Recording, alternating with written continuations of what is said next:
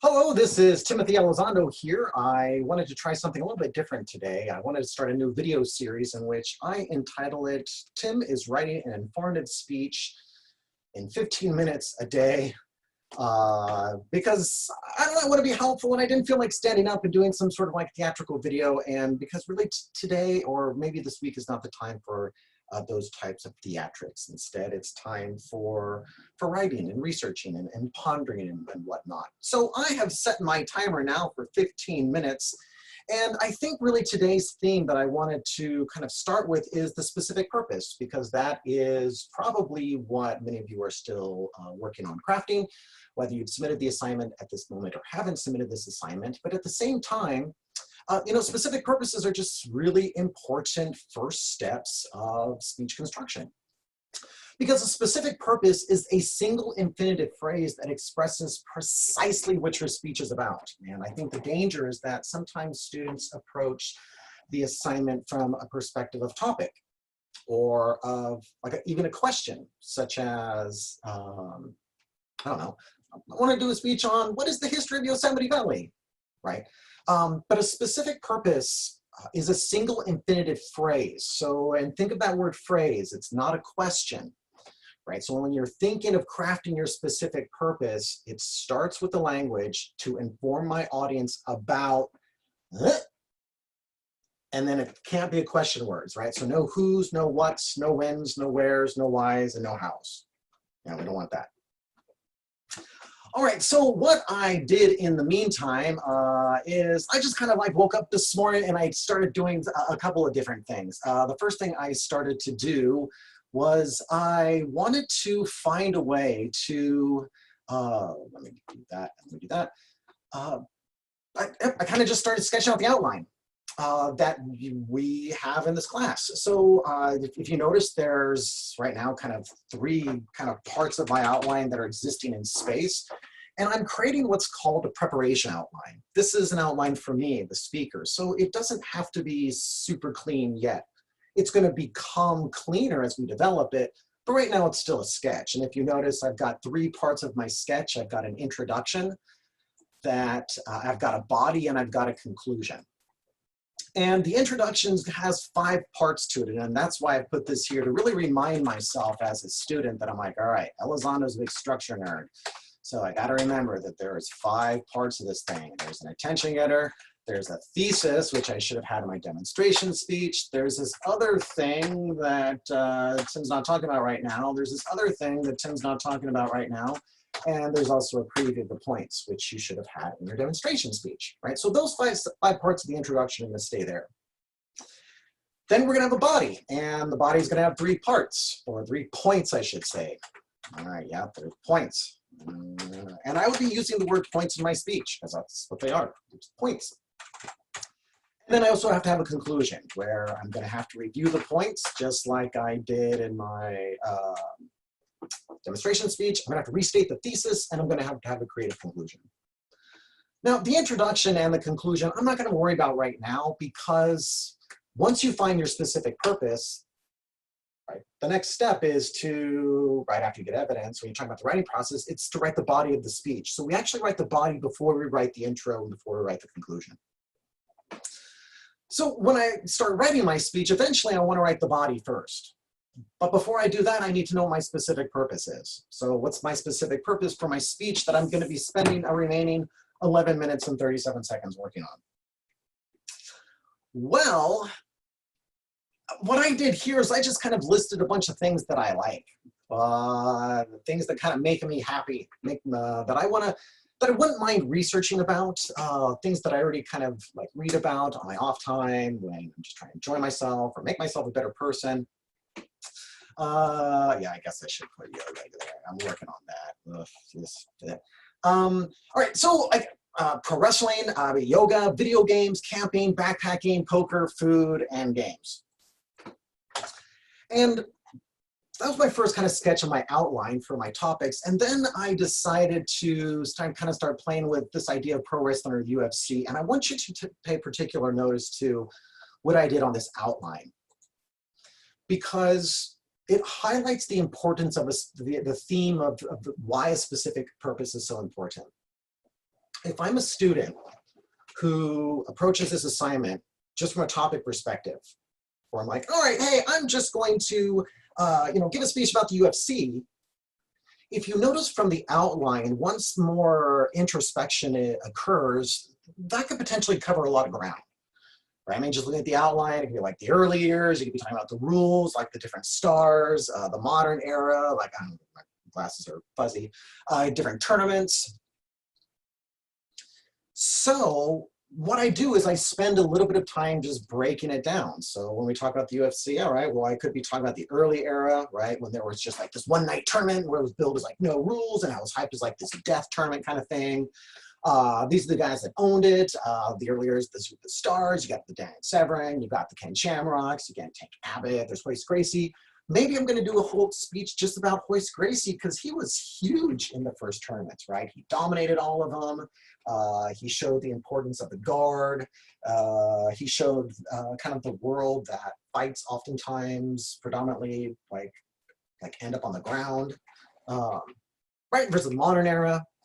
So all of these different parts of this outline are all different specific purposes I could potentially have. And so my approach is really to try to be more specific than broad. Yeah. So that's what I did. And for the, I don't know, for the WWE, I guess I could do the same thing. I'm like, well, you got like the early era. I don't know if you guys are really kind of like, yeah, because it could just be like kind of the history of the WWF, or actually it was called used to be called the WWF. And then, I don't know, you could do a speech about the WWF, right? Because that's kind of like the 1980s to like the 2000s. We've got to talk about Hulk Hogan. We've got to talk about, right, then we point that out. What else would we talk about? We would talk about maybe, oh yeah, The Rock. You got to talk about Austin. Then I think you have to, right? And then it changed and it was now WWE. And that's kind of like Cena. Yeah, I'd say that's Cena. Reigns, maybe, question mark.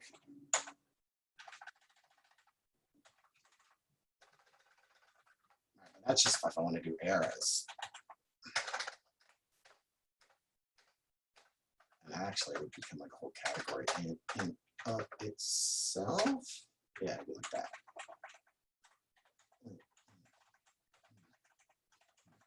Isn't this exciting? I hope you kind of get the point, right? So I could have a speech where I'm just talking about kind of to inform my audience about the cultural significance that WWF characters or personalities played in the years between the 1980s and the early 2000s. Right? Could be a speech to inform my audience about the cultural significance that WWF plays today, or WWE plays today, or right.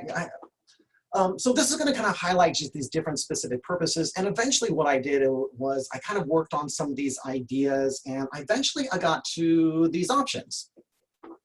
Because I think I've decided for this particular video series, I'm going to sketch out and work on a speech about Dungeons & Dragons, because I like Dungeons & Dragons. It's a super fun game. It's a game that I bring into my classes whenever I can.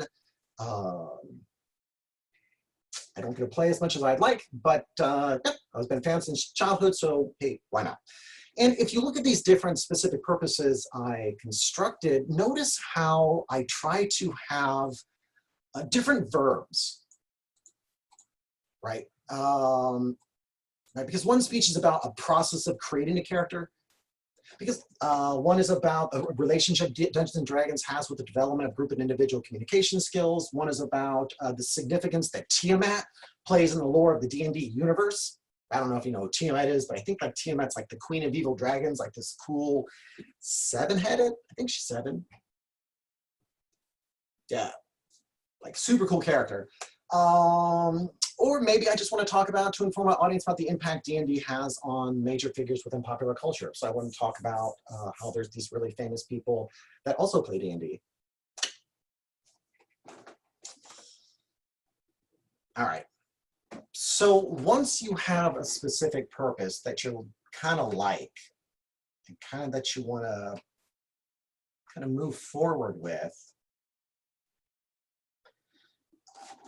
I think I would probably filter in the language of probably like the audience. I'd be thinking about the audience at this point and be like, all right, so I've kind of been watching this video as my audience, and now I'm kind of asking the question, who's my audience, right? Is my audience like the entire class? Is the audience the instructor? Is the audience like just maybe this kind of fictional audience I have in my head? So maybe I'm using my class to, or this particular class experience to practice my communication skills at work, right? So I'm kind of just always practicing kind of talking to my colleagues or my employers or my employees or my customers or council members or whatever.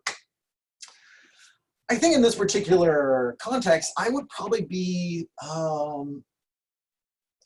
thinking that some individuals in my audience who are in the class probably are familiar with Dungeons and Dragons, maybe a handful play. There's probably some that have never heard of it, and there's probably some that would be interested in it but don't have time. So as a result, I don't know if I would keep the Tiamat one. As cool as the Queen of Evil Dragons may be, yeah, she's that. Yeah, I don't think I'd choose that one. Yeah, so that one would go.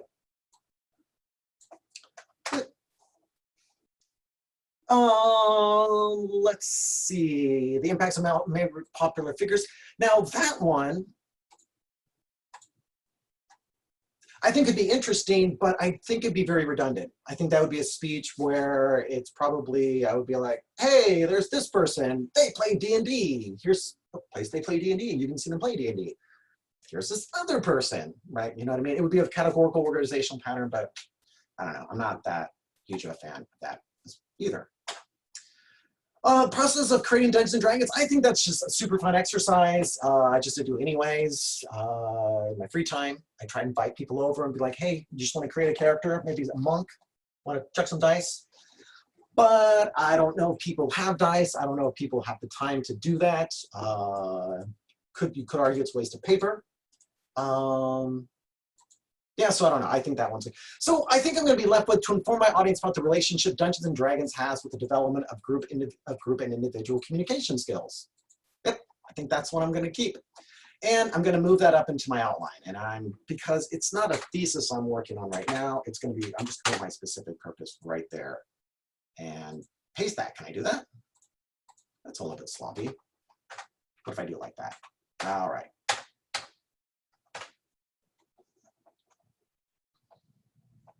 So then if I'm starting to develop these 3 points, I think I've got a couple options. I think one, maybe I know enough about it that I know what kind of organizational pattern these points are going to have. Organizational pattern is a term that relates to the way that points are related to each other. Right, so you've got the first point, second point, third point. Well, if they're all just subcategories of something, it's called a categorical organizational pattern or a topical organizational pattern. Right. So if you're like, hey, Tim, name 3 superheroes in the DC universe. And I was like, well, Superman, Batman, and Wonder Woman. You're like, well, Tim, that's a categorical organizational pattern. They're all subcategories. Like, yep. Now, if I asked you, hey, tell you what, how do you make that fantastic lasagna you know how to make? And you say, well, Tim, first of all, you gather all these different ingredients up like this. The second thing you're going to want to do, or I should say point is going to want to do, is you're going to want to put this here and then turn this thing there and this process. I call this the cooking process. I'm like, uh-huh. And then the third thing you want to do is then you're going to take this out of the oven here, you're going to put that there. I call this the presentation process. Like, oh, okay. I'm like, Tim, that's a categorical organizational pattern. I'm like, oh. So depending on your specific purpose, if you're making something versus if you're showing a list versus if you're trying to establish a relationship versus if you're showing space, those are different organizational patterns. And if you notice that depending on which specific purpose I choose, one of these is redundant here, skills, that one. Depending on the different specific purpose I select, it changes the organizational pattern that I should be using. Right? If you find yourself using a categorical organizational pattern, it's the danger is that you might just be choosing really big topics, right? And that happens sometimes. So you might have a student who will write, my speech is about Dungeons and Dragons to inform my audience about Dungeons and Dragons. And my first point is going to be about the relationship Tiamat has in the universe. From there, I'm going to talk about how to establish a first-person character. And from there, I'm going to talk about the way that Dungeons and Dragons links to, right? I mean, it's just, it's too much. And sometimes the trick is just finding, you know, the size of the idea to match the amount of time you have. Very similar to an essay where you try to match the amount of kind of idea or matter that you have to the length of the paper. Okay.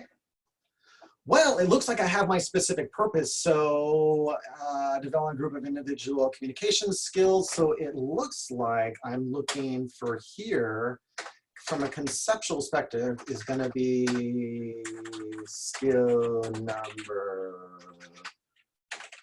1. I don't know. Is it group or individual? Maybe I'm going to go group. Yeah, I don't know. Looks like I need to do some research. And I think once I do some research, then it's going to start taking shape. So now I'm going to be utilizing the library databases. And I think I'm going to start there because I know that I need to have at least 3 pieces of evidence in my speech.